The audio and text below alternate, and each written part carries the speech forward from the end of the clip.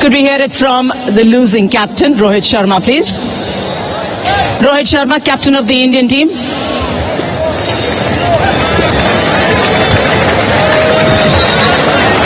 How are you? All good. How's the thumb? Everyone around the world would like to know how is Rohit Sharma and his thumb.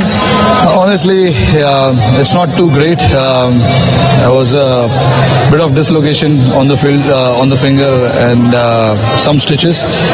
Luckily, it's not a fracture, so that's a good thing. That's a positive, which is why I could come and bat.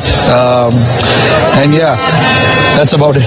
Yeah, that was a brave knock, Rohit. Take nothing away from it. I know the series has been lost, but there are still a lot of very good takeaways from this game for you and the team. Yeah, I think so. I mean, honestly, when you lose a game, of course, there are positives and the negatives as well. But I mean, honestly, from being 70 for 6 and allowing them to get to 270 odd was not a great effort from our bowlers. We started off really well, and the middle overs, the back end is something that is hurting a little bit to us. That happened in the first game as well, and again today as well. So it's something we need to realize quickly because time's not in your hand too much. We need to focus what we need to do as individuals and give them that specific role to come out and do it. But not taking anything away from Mehdi Hassan and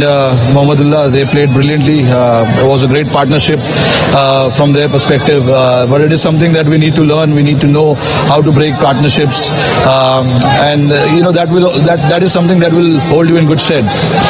When you look back at this game and this series, the batters have also not been able to perform up to the mark to chase down this target. Not a huge target for the batting lineup that India has. Where do you think would you be looking at tightening up the things a bit more? I mean, look, in one-day cricket, it's all about those partnerships, and when you get that partnership, you got to make sure that it's a match-winning partnership.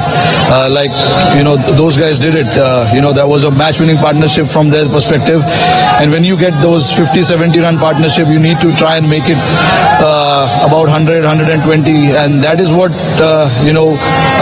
will win you games. Because we always knew for a new batter to come in and start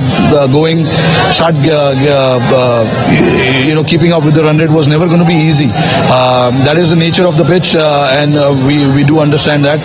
But having said that, I feel there's a lot of things that we need to look at.